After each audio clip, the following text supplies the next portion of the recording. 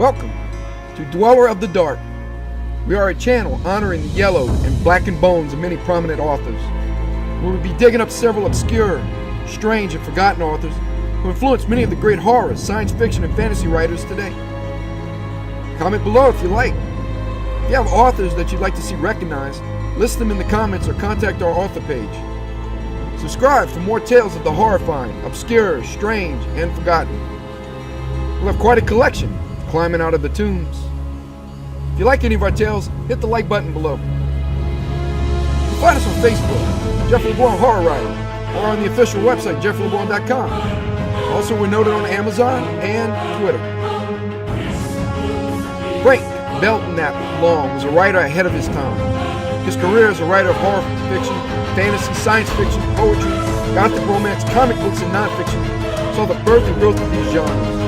Long lived until he was 92 and had a writing career that spanned 7 decades. Frank Belknap Long is best known for his horror and science fiction stories, though. It's most important to note, his mentor was the great H.P. Lovecraft. He was part of the Lovecraft inner circle and had early contributions to the Cthulhu Mythos. Long also was an award-winning writer. He received the World Fantasy Award for Life Achievement at the 1978 World Fantasy Convention, the Bram Stoker Award for Lifetime Achievement in 1987 from the Horror Writers Association, and the first Fandom Hall of Fame Award, 1977. Sadly, though, Frank Belknap Long died in poverty of pneumonia at St. Vincent's Catholic Medical Center in Manhattan after a 7-decade career as a writer and editor. Due to his poverty, he was interred in a desolate potter's field for indigents. Fans, friends, and colleagues were outraged by this indignity and had his remains reinterred at New York's Woodlawn Cemetery next to the grandparents of his lifelong friend, Lovecraft. Frank Belknap Long's body of work included 29 novels, 150 short stories, 8 collections of short stories, 3 poetry collections, and numerous freelance magazine articles and comic book strips. Notable quotes from authors such as Ray Bradbury. Frank Belknap Long has lived through a major part of science fiction history in the U.S., has known most of the writers personally, or has corresponded with them, and has, with his own writing, helped shape the field when most of us were still in our early teens. From his friend H.P. Lovecraft, the genius of Mr. Long is a spontaneous and self-expressive one. The Hound of Tindalos was first published in March 1929 by A Weird Tale. The story is part of the Cthulhu Mythos, written by Frank Belknap Long. It's unique in that it's the first mythos story written by anyone other than Lovecraft. The Hound of Tindalos have influenced or been referenced by many later mythos writers, including Ramsey Campbell, Lynn Carter, Brian Looney, Dean Koontz, and Peter Canyon. The Hound of Tindalos are Long's most famous fictional creation. They were described by Long as a pack of foul and incomprehensibly alien beasts, emerging from strange angles and dim recesses of non-Euclidean space before the dawn of time. What devious plans do these devil dogs have? Can the hounds be kept at bay? The Hound of Tindalos by Frank Belknap Long.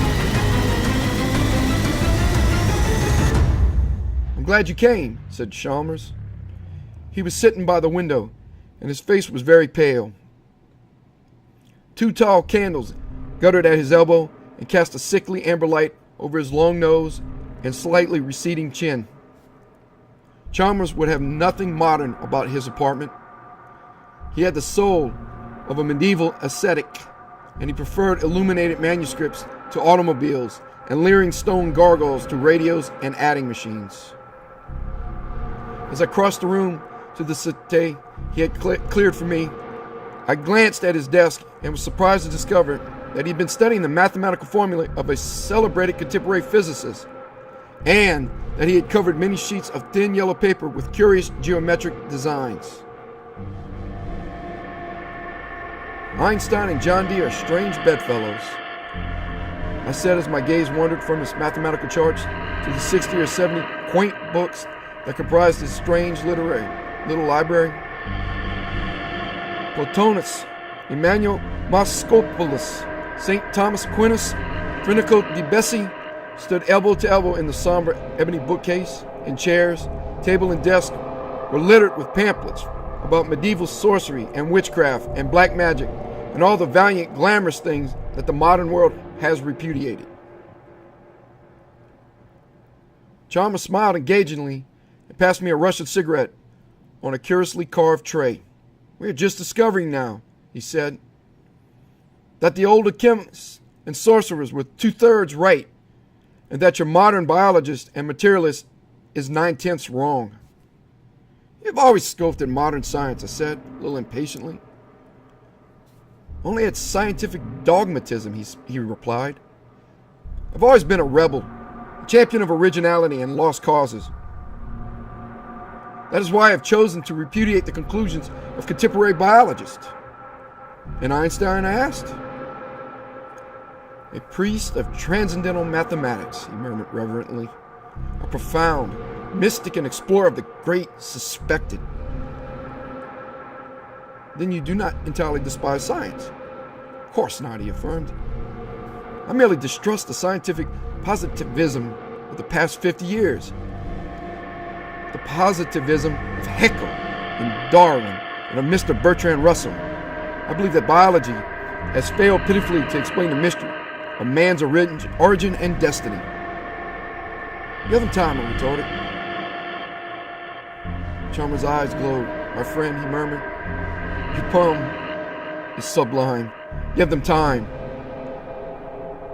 "That is precisely what I would do. But your modern biologist scoffs at time. He has the key, but he refuses to use it. What do we know of time, really? Einstein believes that it is relative, that it can be interpreted in terms of space, of curved space. But must we stop there? When mathematics fails us, can we not advance by insight?" "You are treading on dangerous grounds," I replied. "That is a pitfall that your true investigator avoids. That is why modern science has advanced so slowly.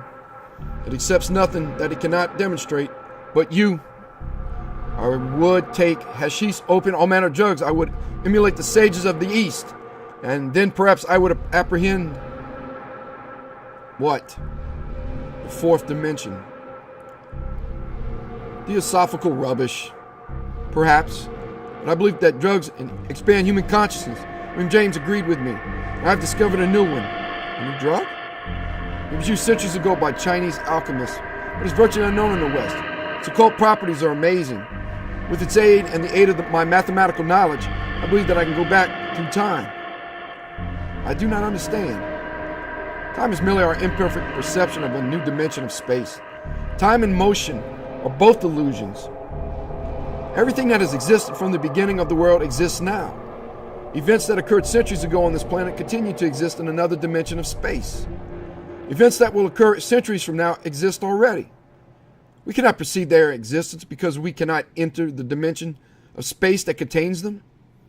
Human beings, as we know them, are merely fractions, infinitesimally small fractions of one enormous whole. Every human being is linked with all the life that has preceded him on this planet. All of his ancestors are part of him. Only time separates him from his forebears. And time is an illusion and does not exist." "I think I understand," I murmured. "It will be sufficient for my purpose if you can form a vague idea of what I wish to achieve. I wish to strip from my eyes the veils of illusion that time has thrown over them and see the beginning and the end." "And you think this new drug will help you?" "I'm sure that it will. And I want you to help me. I intend to take the drug immediately. I cannot wait. I must see." His eyes glittered strangely. "I'm going back through time." He rose and strode to the mantel. When he faced me again, he was holding a small square box in the palm of his hand. "I have here 5 pellets of the drug Yao. It was used by the Chinese philosopher Lao Tzu. And while under its influence, he visioned Tao. Tao is the most mysterious force in the world. It surrounds and pervades all things. It contains the visible universe and everything that we call reality. He who apprehends the mysteries of Tao sees clearly all that was and will be. Rubbish, I retorted. Tau resembles a great animal, recumbent, motionless, containing in its enormous body all the worlds of our universe, the past, the present, and the future. We see portions of this great monster through a slit which we call time. With the aid of this drug, I shall enlarge the slit. I shall behold the great figure of life, the great recumbent beast in its entirety. And what do you wish me to do? Watch, my friend. Watch and take notes. And if I go back too far, you must recall me to reality. You can recall me by shaking me violently. If I appear to be suffering acute physical pain, you must recall me at once. Chalmers, I said, I wish you wouldn't make this experiment. You're taking dreadful risk. I don't believe that there is any fourth dimension, and I emphatically do not believe in Tau. And I don't approve of your experimenting with unknown drugs. I know the properties of this drug, he replied. I know precisely how it affects the human animal, and I know its dangers. The risk does not reside in the drug itself. My only fear is that I may become lost in time. You see, I shall assist the drug. Before I swallow this pellet, I shall give my undivided attention to the geometric and algebraic symbols that I have traced on this paper. He raised a mathematical chart that rested on his knee. I shall prepare my mind for an excursion into time. I shall approach the fourth dimension with my conscious mind before I take the drug, which will enable me to exercise occult powers of perception. Before I enter the dream world of the Eastern mystics, I shall acquire all the mathematical help that modern science can offer. This mathematical knowledge, this conscious approach to an actual apprehension of the fourth dimension of time, will supplement the work of the drug. The drug will open up the stupendous new vistas. The mathematical preparation will enable me to grasp them intellectually. I've often grasped the fourth dimension in my dreams, emotionally, intuitively, but I have never been able to recall in waking life the occult splendors that were momentarily revealed to me. But with your aid, I believe that I can recall them. You will take down everything that I say under the influence of the drug. No matter how strange or incoherent my speech may become, you will omit nothing. When I awake, I may be able to supply the key to whatever is mysterious or incredible. I'm not sure that I shall succeed, but if I do succeed, his eyes were strangely luminous. Time will exist for me no longer. He sat down abruptly. I shall make the experiment at once. Please stand over there by the window and watch.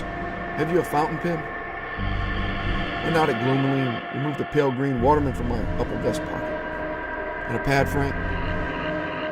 I groaned. I produced a memorandum book.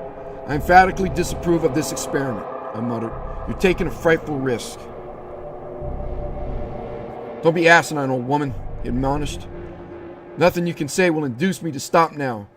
I entreat you to remain silent while I study these charts. He raised the charts and studied them intently. I watched the clock on the mantel as it ticked out the seconds, and a curious dread clutched my heart so that I choked. Suddenly the clock stopped ticking, and exactly at that moment Chalmers swallowed the drug. I rose quickly and moved toward him, but his eyes implored me not to interfere. The clock has stopped, he murmured. The forces that control it approve of my experiment. Time stopped, and I swallowed the drug. I pray God that I shall not lose my way. He closed his eyes and leaned back on the sofa. All the blood had left his face, and he was breathing heavily. It was clear that the drug was acting with extraordinary rapidity. It is beginning to get dark, he murmured.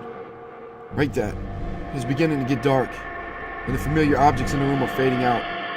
I can discern them vaguely from my eyelids, but they are fading swiftly. I shook my pen to make the ink come, wrote rapidly in shorthand as he continued to dictate. I'm leaving the room. The walls are vanishing, and I can no longer see any of the familiar objects. Your face, though, is still visible to me. I hope that you are writing. I think that I am about to make a great leap, a leap through space, or perhaps it is through time that I shall make the leap. I cannot tell. Everything is dark, indistinct. He sat for a while silent, with his head sunk upon his breast. Then suddenly he stiffened, and his eyes fluttered open. God in heaven, he cried, I see!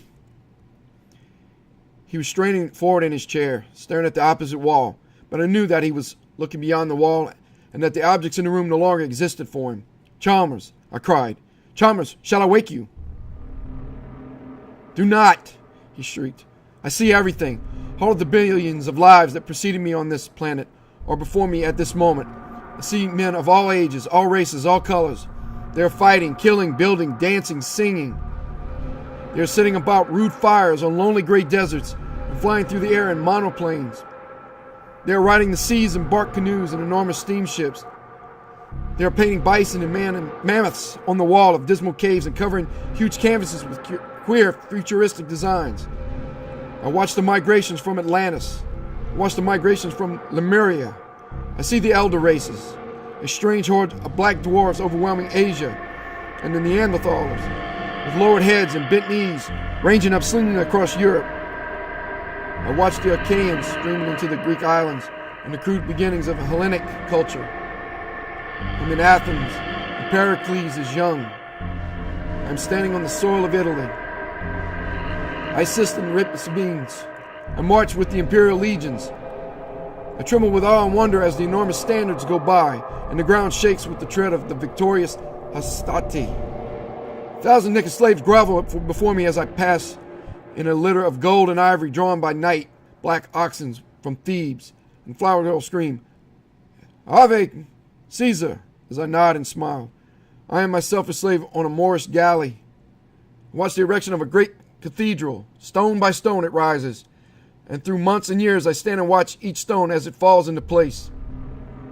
I am burned on a cross, head downward in the time-scented gardens of Nero, and I watch with amusement and scorn the tortures at work in the chambers of the Inquisition.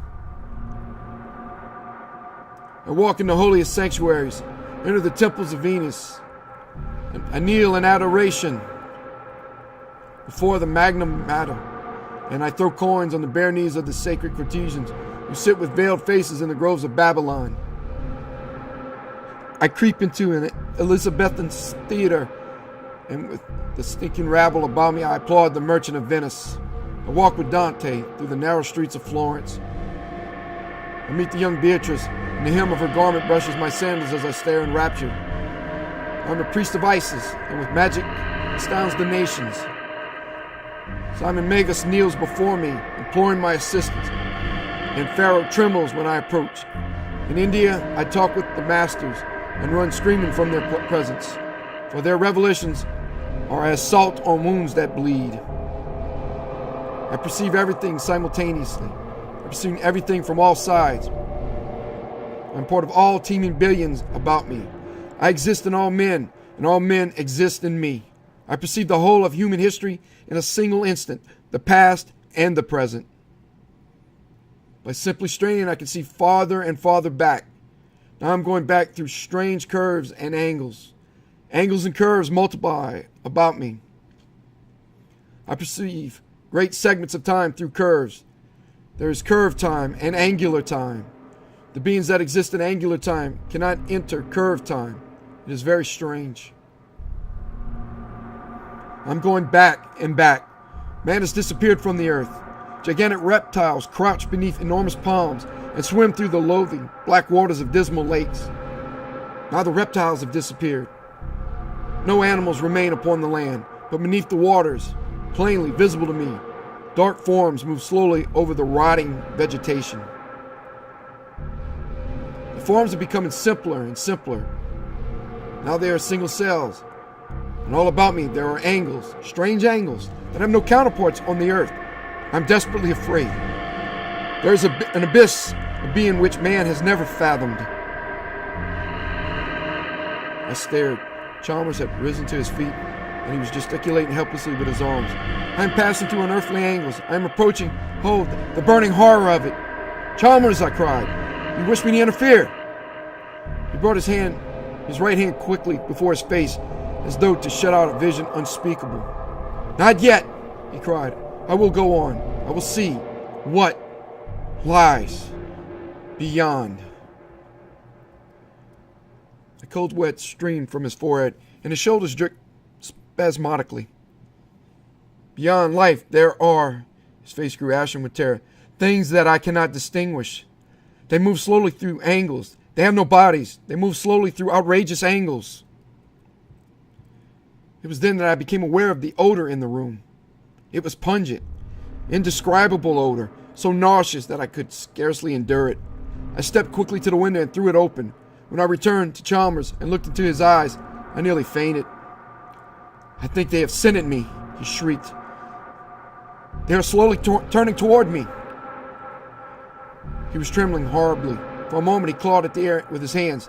Then his legs gave way beneath him, and he fell forward on his face, slobbering and moaning. I watched him in silence as he dragged himself across the floor. He was no longer a man. His teeth were bared and saliva dripped from the corners of his mouth.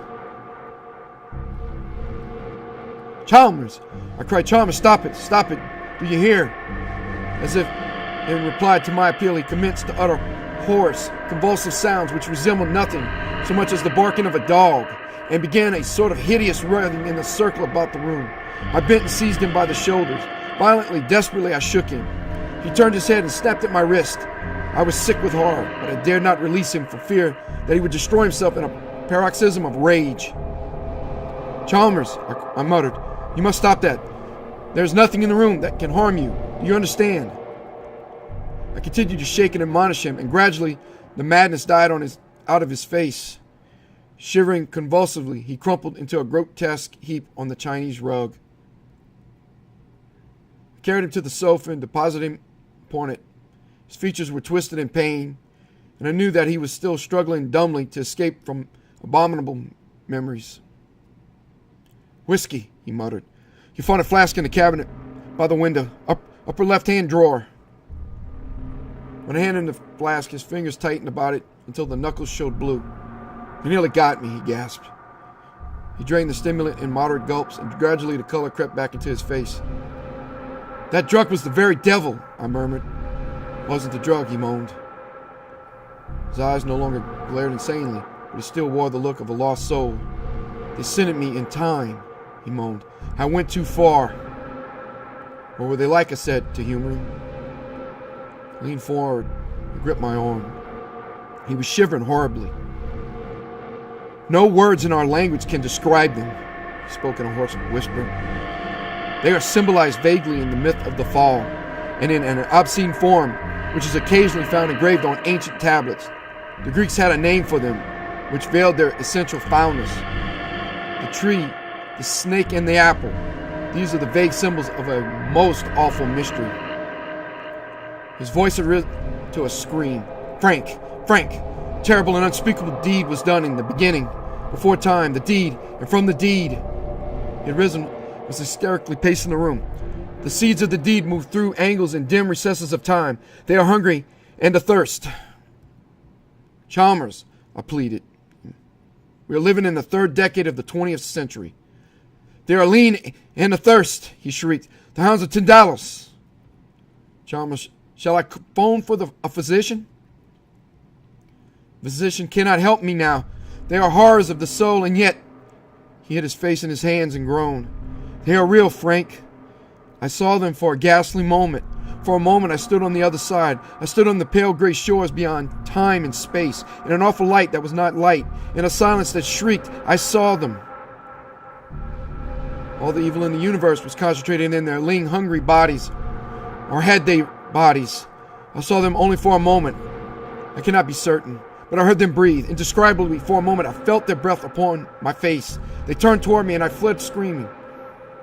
In a single moment, I fled screaming through time. I fled down quintillions of years, but they scented me. Men awake in their cosmic hungers. We have escaped momentarily from the foulness that rings them round. They thirst for that in us which is clean, which emerged from the deed without stain. There's a part of us which did not partake in the deed, and that they hate. But do not imagine that they are literally, prosaically evil. They are beyond good and evil, as we know it. They are that which in the beginning fell away from cleanliness. Through the deed they became bodies of death, receptacles of all foulness. But they are not evil in our sense, because in the spheres through which they have moved, there is no thought, no morals, no right or wrong as we understand it. There is merely the pure and the foul. The file expresses itself through angles, the pure through curves. Man, the pure part of him, is descended from a curve. Do not laugh, I mean that literally. I rose and searched for my hat. I'm dreadfully sorry for you, Chalmers, I said, as I walked toward the door, but I don't intend to stay and listen to such gibberish. I'll send my physician to see you. He's an elderly, kindly chap, and he won't be offended if you tell him to go to the devil.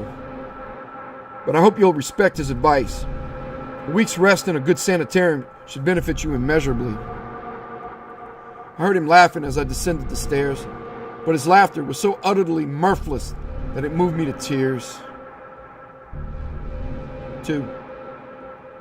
When Chalmers phoned the following morning, my first impulse was to hang up the receiver immediately. His request was so unusual and his voice was so wildly hysterical that I feared any association with him would result in the impairment of my own sanity. But I could not doubt the genuineness of his misery. When he broke down completely and I heard him sobbing over the wire, I decided to comply with his request. Very well, I said. I will come over immediately and bring the plaster. En route to Chalmers' home, I stopped at a hardware store and purchased 20 pounds of plaster of Paris. When I entered my friend's room, he was crouching by the window watching the opposite walls out of eyes that were feverish with fright. When he saw me, he rose and seized the parcel containing the plaster with an avidity that amazed and horrified me. He had extruded all of the furniture, and the room presented a desolate appearance. It is just conceivable that we can thwart them, he exclaimed. But we must work rapidly. Frank, there is a stepladder in the hall. Bring it here immediately, and then fetch a pail of water. What for? I murmured. He turned sharply, and there was a rush on his face. To mix the plaster, you fool, he cried. To mix the plaster that will save our bodies and souls from a contamination unmentionable. To mix the plaster that will save the world from... Frank, they must be kept out. Who? I murmured. The Hound of Tindalos, he muttered. They can only reach us through angles. We must eliminate all angles from this room. I shall plaster up all of the corners, all of the crevices. We must take this room resemble the interior of a spear. I knew that it would have been useless to argue with him. I fetched the stepladder. Chalmers mixed the plaster, and for 3 hours we labored. We filled in the 4 corners of the wall and the intersections of the floor and the wall and ceiling, and we rounded the sharp angles of the window seat. I shall remain in this room until they return in time, he affirmed when our task was completed. When they discover that the scent leads through curves, they will return. They will return ravenous and snarling and unsatisfied to the foulness that was in the beginning, before time, beyond space. He nodded graciously and lit a cigarette. It was good of you to help, he said. Will you not see a physician, Chalmers? I pleaded. Perhaps. Tomorrow, he murmured. Now I must watch and wait. Wait for what? I urged. Chalmers smiled wanly. I know that you think me insane, he said. You have a shrewd but prosaic mind, and you cannot conceive of an entity that does not depend for its existence on force and matter. But did it ever occur to you, my friend, that force and matter are merely the barriers to perception imposed by time and space? When one knows, as I do, that time and space are identical, and that they are both deceptive because they are merely imperfect manifestations of a higher reality, one no longer seeks in the visible world for an explanation of the mystery and terror of being. I rose and walked toward the door. Forgive me, he cried. I did not mean to offend you. You have a superlative intellect, but I have a superhuman one. It is only natural that I should be aware of your limitations. Phone if you need me, I said, and descended the stairs, 2 steps at a time. I'll send my physician over at once, I muttered to myself. He's a hopeless maniac, and heaven knows what will happen if someone doesn't take charge of him immediately. 3. The following is a condensation of 2 announcements which appeared in the Partridgeville Gazette for July 5th, 1928. Earthquake shakes financial district. 2 o'clock this morning, an earth tremor of unusual severity broke several plate glass windows in Central Square. A completely disorganized the electric and street railway systems. The tremor was felt in the outlying districts, and the steeple of the First Baptist Church on Angels Hill, designed by Christopher Wren in 1717, was entirely demolished. Firemen are at work attempting to put out a blaze which threatens to destroy the Partridgeville glue works. An investigation is promised by the mayor, and an immediate attempt will be made to fix responsibility for this disastrous occurrence. Occult writer murdered by unknown guest. Horrible crime in Central Square. Mystery surrounds death of Halpin Chalmers. 9 a.m. today, the body of Halpin Chalmers, author and journalist, was found in an empty room above the jewelry store of Smithwick and Isaacs, 24 Central Square. The coroner's investigation revealed that the room had been furnished to Mr. Chalmers on May 1st, and that he had himself disposed of the furniture a fortnight ago. Chalmers was the author of several recondite books on occult themes and a member of the Bibliographic Guild. He formerly resided in Brooklyn, New York. 7 a.m., Mr. L.E. Hancock, who occupies the apartment opposite Chalmers' room in the Smithwick and Isaacs establishment, smelt a peculiar odor when he opened his door to take in his cat and the morning edition of the Partridgeville Gazette. The odor he describes as extremely acrid and nauseous, and he affirms that it is so strong in the vicinity of Chalmers' room that he was obliged to hold his nose when he approached that section of the hall. He was about to return to his own apartment when it occurred to him that Chalmers might have accidentally forgotten to turn off the gas in his kitchenette. Becoming considerably alarmed at the thought, he decided to investigate, and when repeated tappings on Chalmers' door brought no response, he notified the superintendent. The latter opened the door by means of a passkey, and the two men quickly made their way into Chalmers' room. The room was utterly destitute of furniture, and Hancock asserts that when he first glanced at the floor, his heart went cold within him, and that the superintendent, without saying a word, walked to the open window and stared at the building opposite for fully 5 minutes. Chalmers lay stretched upon his back in the center of the room. He was starkly nude, and his chest and arms were covered with peculiar bluish pus or ichor. His head lay grotesquely upon his chest. He had been completely severed from his body, and the features were twisted and torn and horribly mangled. Nowhere was there a trace of blood. The room presented a most astonishing appearance. The intersections of the walls, ceilings, and floor had been thickly smeared with plaster of Paris, but at intervals, fragments had cracked and fallen off, and someone had grouped these upon the floor about the murdered man so as to form a perfect triangle. Inside the body were several sheets of charred yellow paper. These bore fantastic geometric designs and symbols and several hastily scrawled sentences. The sentences were almost ineligible and so absurd in content that they furnished no possible clue to the perpetrator of the crime. "I am waiting and watching," Chalmers wrote. "I sit by the window and watch walls and ceiling. Do not believe they can reach me, but I must be aware of the doors. Perhaps they can help them break through. The satyrs will help, and they can advance through the scarlet circles. The Greeks knew a way of preventing that. It is a pity that we have forgotten so much." Another sheet of paper, the most badly charred of the 7 or 8 fragments found by Detective Sergeant Douglas of the Partridgeville Reserve, was scrawled the following: "Good God, the plaster is falling. A terrific shock has loosened the plaster and it is falling. An earthquake, perhaps. I could never have anticipated this.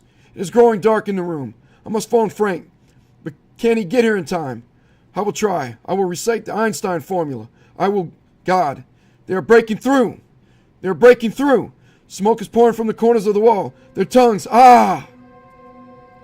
In the opinion of Detective Sergeant Douglas, Chalmers was poisoned by some obscure chemical.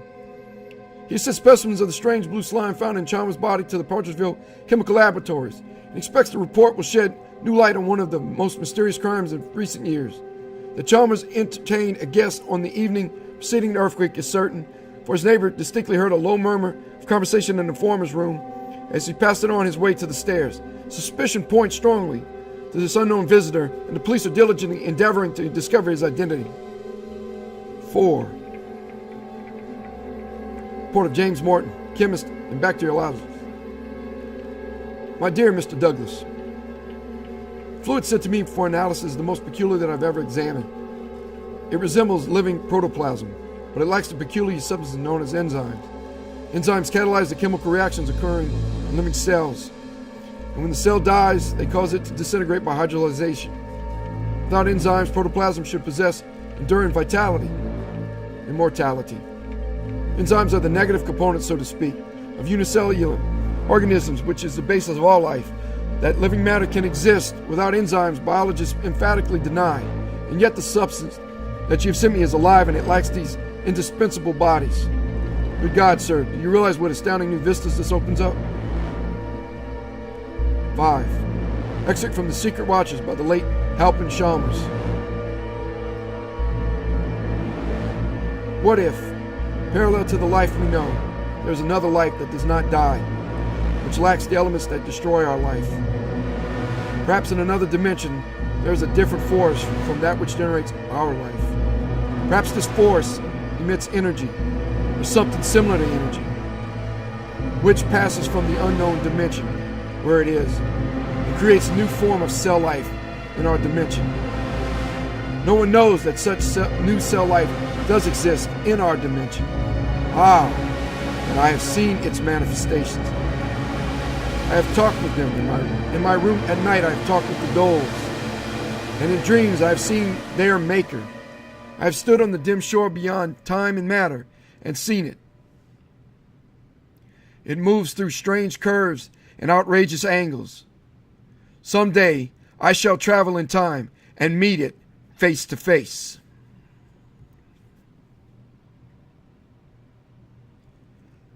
Thank you for listening. Good night.